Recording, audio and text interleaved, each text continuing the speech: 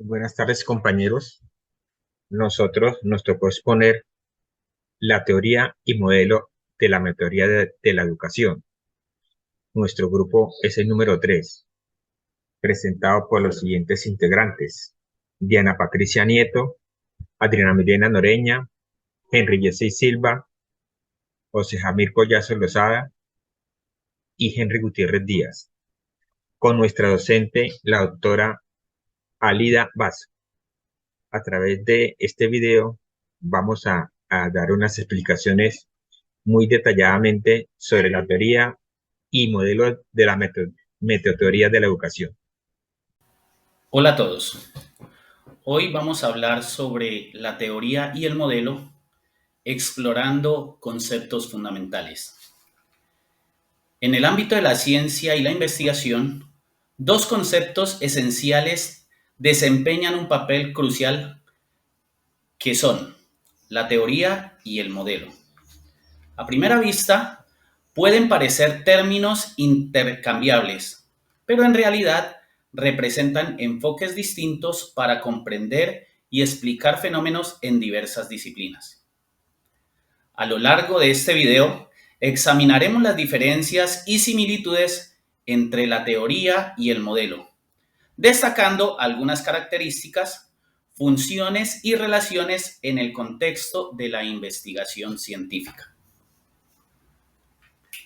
Vamos a abordar la teoría desde un fundamento explicativo y predictivo.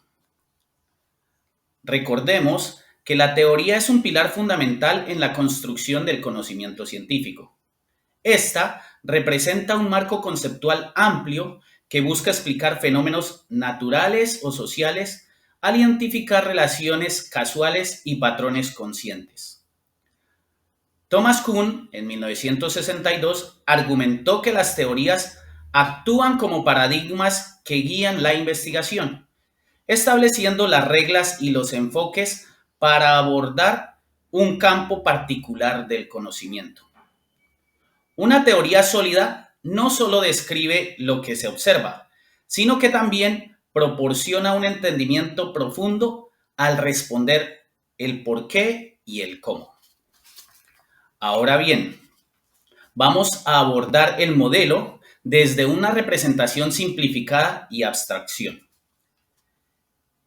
En contraste con la teoría, un modelo se presenta como una representación simplificada y abstraída de la realidad.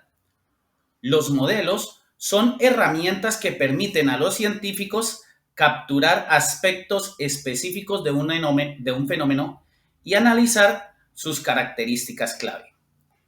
Según Chabelson 1988, los modelos pueden ser matemáticos, visuales o conceptuales, y su función principal es hacer que los aspectos complejos sean más manejables y comprensibles. Los modelos a menudo se utilizan para simular situaciones, para prever resultados, para probar hipótesis antes de analizar experimentos reales. Pero, ¿qué podemos hablar acerca de la interacción y la complementariedad entre un modelo y una teoría? Aunque la teoría y el modelo tienen enfoques diferentes, estos están interconectados en el proceso de investigación científica. Las teorías pueden guiar la construcción de modelos al proporcionar los fundamentos conceptuales y las relaciones causales necesarias.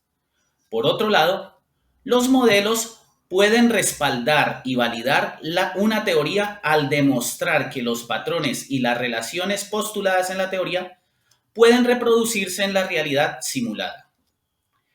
Esta interacción entre el modelo y la teoría puede verse ejemplificada en la teoría de la evolución propuesta por Charles Darwin, respaldada por modelos de selección natural que simulan cómo las poblaciones cambian con el tiempo.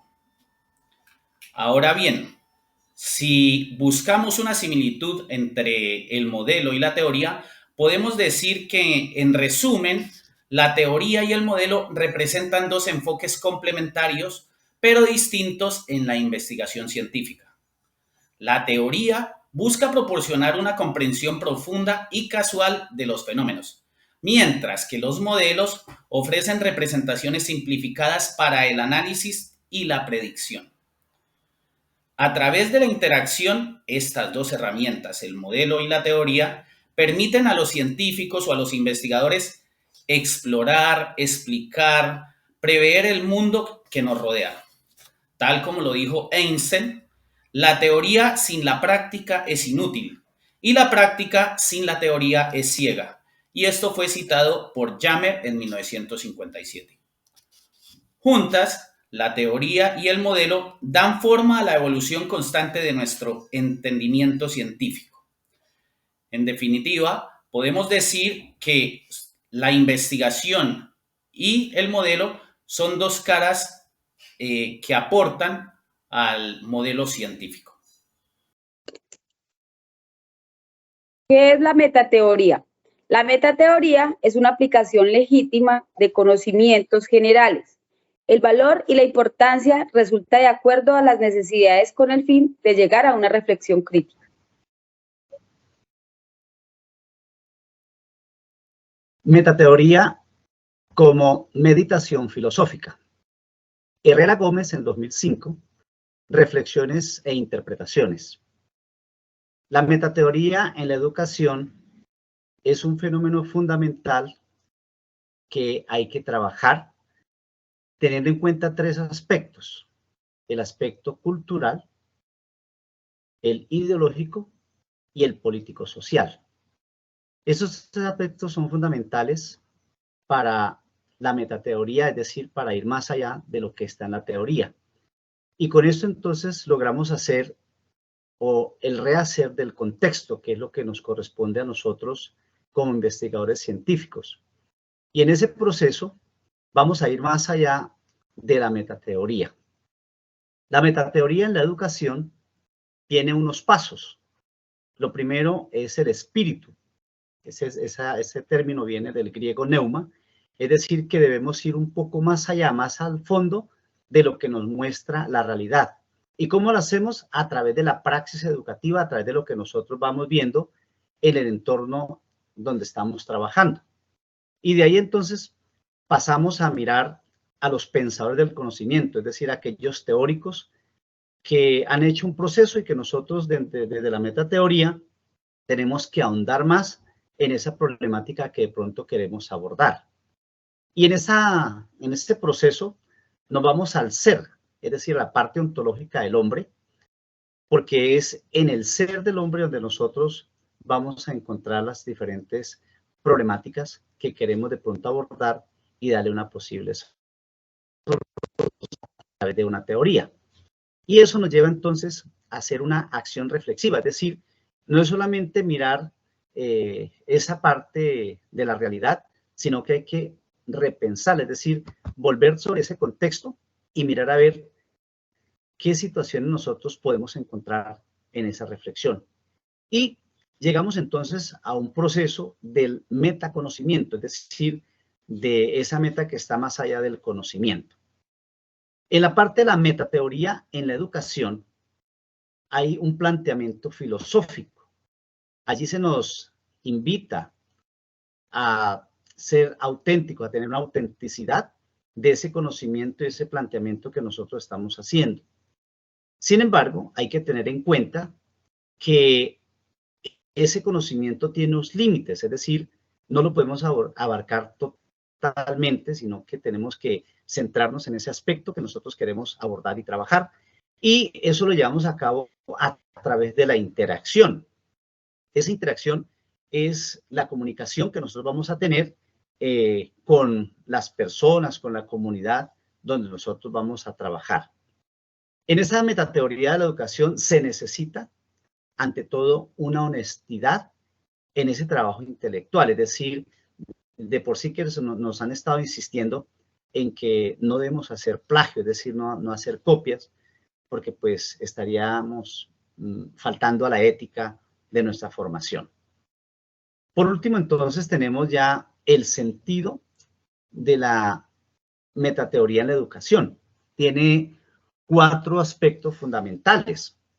Uno tiene que ver con lo que es la hermenéutica de la ciencia, que es propiamente la hermenéutica, es la interpretación. Entonces, esa hermenéutica tiene que ver en la síntesis de la ciencia del ser del hombre, que reside en comprender toda esa realidad que nosotros estamos viendo. Vemos una segunda parte, que es el complemento de la ciencia.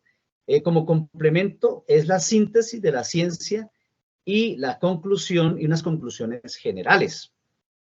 Vamos a una tercera parte, que es la conducta de la vida humana, y en esa parte nosotros vamos a analizar, vamos a reflexionar sobre lo que es la conducta moral, es decir, la axiología del hombre en ese contexto.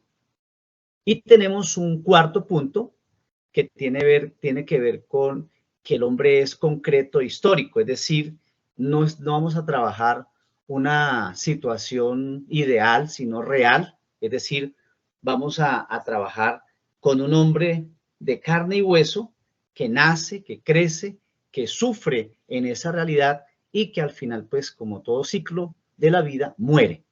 Ese es, pues, entonces, el trabajo de la metateoría que nosotros tenemos que realizar.